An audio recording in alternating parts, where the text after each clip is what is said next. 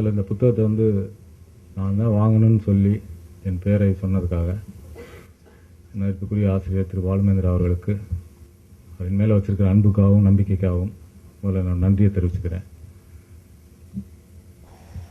அவர்கிட்ட நான் நேரடியான மாணவனா இல்லைனா கூட அவர் என்னோட ஆசிரியர். பல நேரங்களில் என்னோடய படங்கள் வந்த பிறகு நான் அவரை போய் பார்ப்பேன். அவர் என்னுடைய நிறைகளை விட குறைகளை வந்து ரொம்ப அன்பாக சொல்லுவார். இப்படிலாம் நீ பண்ணியிருக்கலாம், அதெல்லாம் நீ செய்யக்கூடாது அப்படின்னு.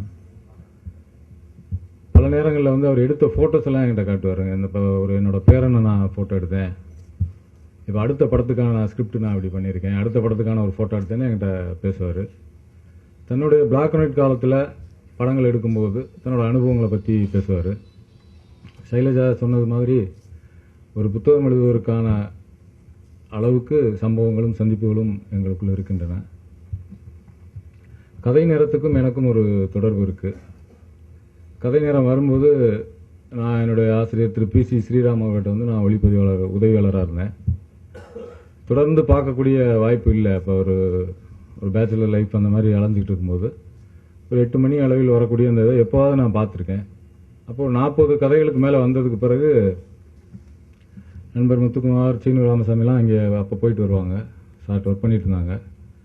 அவங்க சொல்கிறத கேட்டு ஒரு புதுசாக இப்போ எழுத்தாளர்களும் கதை எழுதலாம் அப்படிங்கிற ஒரு வாய்ப்பு இருக்குது அப்படின்னு சொல்லும்போது அந்த வரிசையில் நம்ம பேர் வரணுங்கிறதுக்காக நான் ஒரு கதை எழுதி கொடுத்து விட்டேன்.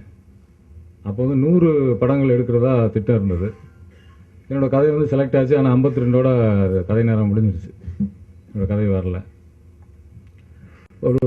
ஒரு வாசகனாக ஒரு கதையை படிப்பதற்கும் ஒரு ஒளிப்பதிவாளனாக ஒரு படத்தை பார்க்குறதுக்குமான இடைவெளி, அதாவது ஒரு சொல்லுக்கும் ஒரு இமேஜுக்குமான இடைவெளியை வந்து நான் தொடர்ந்து கவனிச்சுக்கிட்டே இருக்கேன்.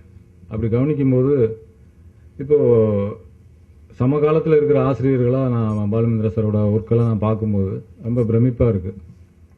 அதை பற்றி விரிவாக நம்ம பேச முடியும். என்னால் இந்த புத்தக வெளியீட்டு விழாவில் இந்த புத்தகத்தை பற்றி நான் சில விஷயங்கள் சொல்லணும். ஒரு சமயம் கூட்டத்தில் பேசும்போது அவங்க சொன்னாங்க, சினிமாங்கிறது என்னை பொறுத்தவரை 3 விஷயம்தான்.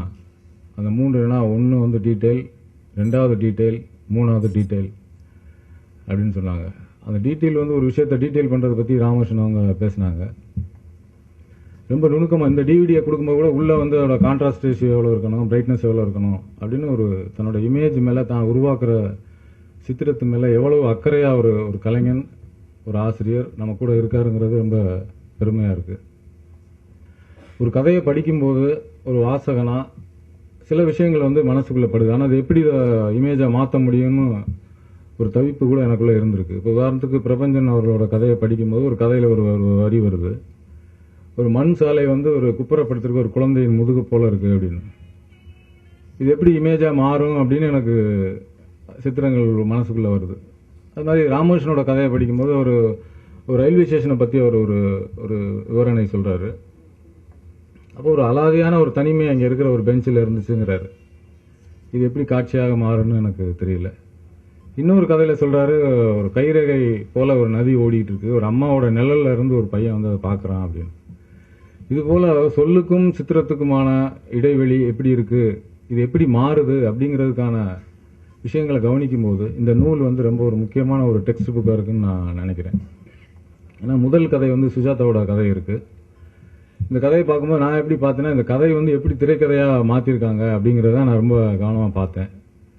பார்க்கும்போது அந்த கதையில் வந்து ஒரு அம்மா, ஒரு அண்ணனும் தம்பியும் யார் அம்மாவை வந்து தன்னோட வீட்டில் வச்சுக்கிறது அப்படிங்கிறத பற்றி தான் ஒரு உரையாடல் நடக்குது.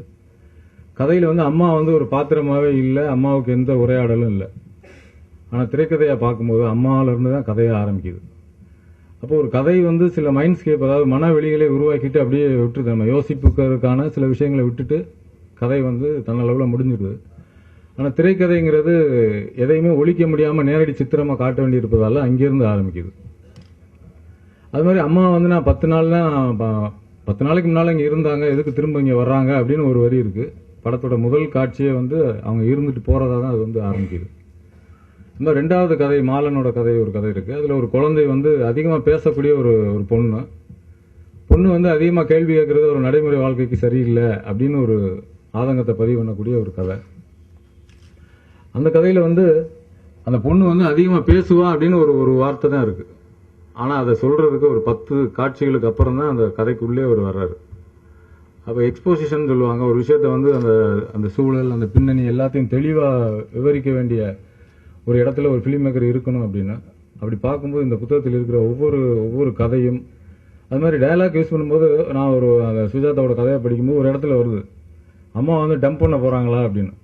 அந்த கதையில் இருக்கிற அந்த சரியான விஷயம் இங்கே உரையாடலில் இருக்குது. அது மேலே பல விஷயங்கள் முன்ன பின்ன இருந்தாலும் கதையில் இருக்க அந்த அந்த ஜூஸுமா அந்த முக்கியமான சாரத்தை வந்து ஒரு ஸ்கிரிப்டாக வந்து மாற்றும் போது பயன்படுத்துறாரு. அப்போ ஒரு கதை எப்படி திரைக்கதையாக மாறுது, திரைக்கதை எப்படி படமாக மாறுது அப்படிங்கிறதுக்கான ஒரு தெளிவான ஒரு டெக்ஸ்ட் புக்காக இருக்குன்னு நான் ஒரு திரைப்படத்தை ஆழ்ந்து வாசிக்கிற ஒரு மாணவனாக நான் அதை உணர்றேன். அதுபோல் பாலுமேந்திர சாரை பற்றி சொல்லும்போது அவரிடம் எனக்கு 2 விருப்பங்கள் உண்டு, 2 ஆசைகள் உண்டு. அதை ஒன்றை பவா சரி செய்ய முடியும் என்று நினைக்கிறேன். என்னன்னா, தமிழின் சமரசமில்லாத படைப்புகள் நான் நினைக்கிற 2 படைப்புகள் இருக்கு. வீடு, சந்தியா ராகம். நிறைய படைப்புகள் வந்துகிட்டு இருக்கு. வீடு, சந்தியா ராகத்தை வந்து நீங்க இதே மாதிரி ஒரு ஸ்கிரிப்ட் டிவிடி புத்தகமா நீங்க கொண்டு வரணும்.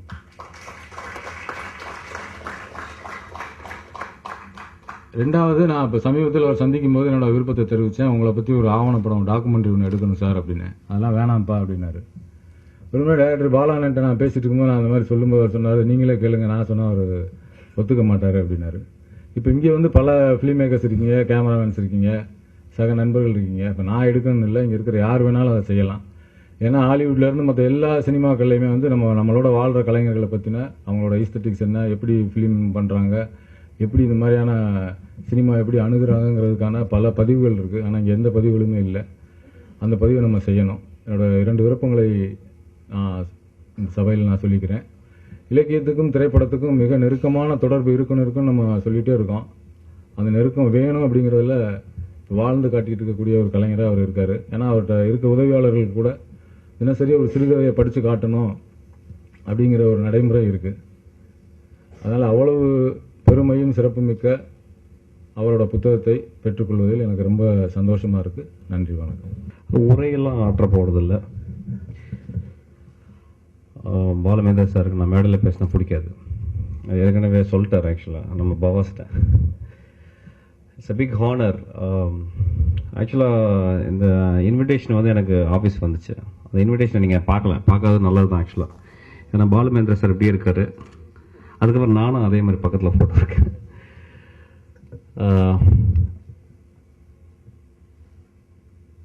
என் வாழ்நாளில் ஒரு பெரிய கனவு வந்து குரசோவை பார்க்கணும்னு சொல்லிட்டு அது கனவாகவே இருந்து விட்டது. இந்த போன வருஷத்தோட அவருடைய சென்டினரி ஆக்சுவலி. ஸோ நான் எப்படியாவது ஜப்பான் போகணும்னு சொல்லி எவ்வளோ கஷ்டப்பட்டேன், முடியல.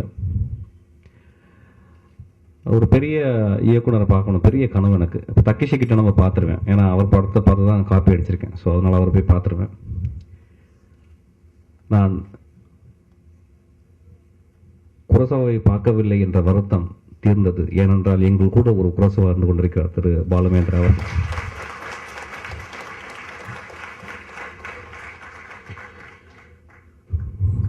ஒரு இமேஜ் வந்து எவ்வளோ பவர்ஃபுல்லானது அப்படின்றது வந்து எப்படி தெரியும்னா, த பெஸ்ட் இமேஜஸ் வந்து எப்படின்னா நம்ம சைல்ட்ஹுட்டில் நம்ம ரெக்கார்ட் பண்ண இமேஜஸ் தான். ஒரு கலைஞன், ஒரு படைப்பாளி, ஹீ ஸ்பீக்ஸ் ஃப்ரம் அன்கான்ஷியஸ்ன்றாங்க. அன்கான்ஷியஸ் வந்து பார்த்தீங்கன்னா அதோடைய அன்கான்ஷியஸ் என்ற பாத்திரத்தில், அந்த ஆழ்மனம் என்ற பாத்திரத்தில் இருக்கிறது வந்து அவன் சிறு வயதில் அவன் பார்த்து வியந்த விஷயங்களே ஒரு கண்டென்ட் தான் அப்படின்றாங்க. ஸோ அதிலிருந்து தான் ஒரு படைப்பாளி உருவாகிறான்னு சொல்கிறாங்க. ஸோ நிறைய இமேஜஸை வந்து தமிழ் சினிமாவில், இந்திய சினிமாவில் நிறைய பார்த்ததில்ல தான். நான் தமிழ் சினிமா பற்றி சொல்கிறேன்.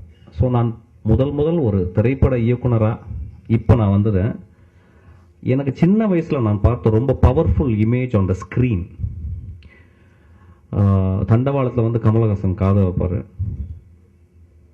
அந்த காது மேலே வந்து ஸ்ரீதேவி காது வைப்பாங்க. One of the best image. தயவுசெய்து கை தட்டுங்க. One of the best image நான் பார்த்தது.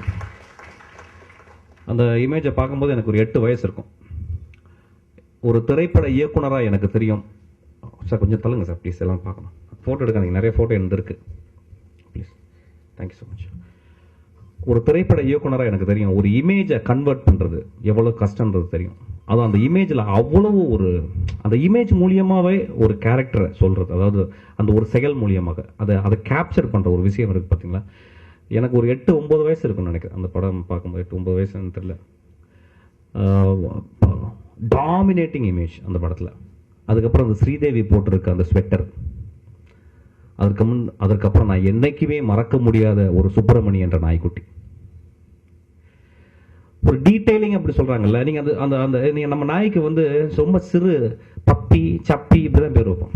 அதுல கூட ஒரு கலைஞன் பாருங்க சுப்பிரமணின்னு வச்சிருக்கான். அது சும்மா கிடையாது, அதுல ஒரு பெரிய தவமே இருக்குது. நிச்சயமா எங்களுக்கு தெரியும், ஒரு திரைப்பட இயக்குனர் உட்காந்துட்டு ரொம்ப கஷ்டமே ஒரு கேரக்டருக்கு பேர் கண்டுபிடிக்கிறது,